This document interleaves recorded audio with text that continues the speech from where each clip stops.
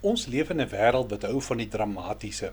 Daarom word stories geniet wat deur hoofopskrifte gekenmerk word van ontrouheid en huwelikskande, veral as dit gevolg word deur vergifnis en versoening. En natuurlik is dit wonderlik want net God kan iets neem wat so gebreek is dat dit weer aan mekaar gesit kan word, dat dit sterker is as aan die begin. Die Bybel sien die huwelik as 'n aardse beeld van God se verbond met sy mense. Die wêreld sien die huwelik as 'n kontrak. Dis 'n ooreenkoms wat gebaseer is op wederwysige voordeel, maar die Bybel definieer 'n huwelik as 'n verbond, 'n heilige, onvoorwaardelike band wat voor God verseël is. In 'n kontraktuele huwelik is die twee partye soos olie en asyn in 'n slaaisous. Hulle kan saam geskit word om vir 'n rukkie verenig te lyk, maar as die skit ophou, skei hulle uiteindelik weer in 'n oorspronklike, onafhanklike dele. 'n Verbondshuwelik is baie meer soos twee metale wat saamgesmelt word. Jy kan nie hulle skei sonder om dit wat hulle geword het te vernietig nie. Daar's 'n paar dinge wat ons in huwelik kan doen, wat hierdie verbond vir ons meer sigbaar maak. Ek gaan vir jou 5 dinge noem. Die eerste is, wanneer konflik ontstaan, is dit nooit ek teenoor jou nie. Ons is nou 'n eenheid wat hierdie kwessie saam moet aanpak, eerder as teestanders wat probeer om teen mekaar te wen. In die tweede plek, in 'n verbond, hou ons nie die telkaart op datum nie, want die skuld is mos reeds deur genade betaal.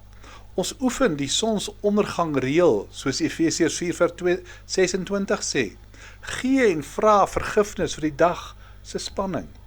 Deur die rekening elke dag skoon te maak, voorkom jy die opbou van die verkeerde, wat mense daartoe lei om kontrakbreuk te soek. 'n derde gedagte, die verbond sluit die plig in om die ander persoon se reputasie te beskerm, veral wanneer hulle nie daar is nie. Oefen daarom om positief oor jou maat te spog. Noem doelbewus dit wat jy in jou maat waardeer. Dit bou 'n heining om jou huwelik wat jou lojaliteit versterk. 'n vierde gedagte is dat Prediker 4:12 vir ons wys dat 'n tou wat drievoudig is nie maklik gebreek word nie. 'n Verbondshuwelik weet dat die Here die derde deel van die tou is. Daarom is dit so belangrik om saam te bid, selfs 'n paar oomblikke, net hande vashou en vir mekaar bid voor die dag begin. Verskuif die fokus van, wat kan U vir my doen na, wat doen die Here in ons? 'n Laaste gedagte hieroor, verbondshuwelik. Kyk na dekades en nie na dae nie. Wanneer jy deur 'n moeilike seisoen gaan, is die vraag, hoe gaan ons hierdie storie oor 20 jaar vertel, om te sê hoe het ons hier deurgekom? Dit maak dat die swaar kry gesien word as 'n suiweringsproses, eerder as 'n rede om uit te klim. En ek sluit vandag af met die besonderse verhaal van Robertson en Muriel McQuilkin. Hy was die dekaan van die Columbia International University. Na meer as 30 jaar van 'n besonderse huwelik en bediening, het Muriel sy vrou siek geword met Alzheimer siekte. Na mate haar toestand vererger het sy heeltemal afhanklik van hom geword. Sy was dikwels ontsteld en vreesbevange, want hy nie daar is nie. Daarom in 1990, op die hoogtepunt van sy professionele loopbaan, het hy sy pos bedank, sodat hy voltyds vir Muriel kon sorg. Vriende en kollegas het hieroor met hom verskil, maar hy het verduidelik dat die besluit baie jare tevore geneem is, toe hy beloof het om haar lief te hê in siekte en in gesondheid, totdat die dood ons skei. Hy het gesê, sy was al die tyd daar, opofferend vir hom.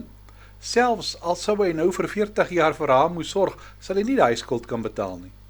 En daarmee wil ek vir jou sê, 'n goeie huwelik is nie een sonder probleme nie, maar dis die een waar die verbond bly, selfs nadat die storms van die lewe alles anders wil wegneem. So kom ons bid saam. Hemelse Vader, dankie dat ons huwelike aan U kan opdra. Geef ons die genade om te verstaan dat dit 'n verbond is met U. Amen.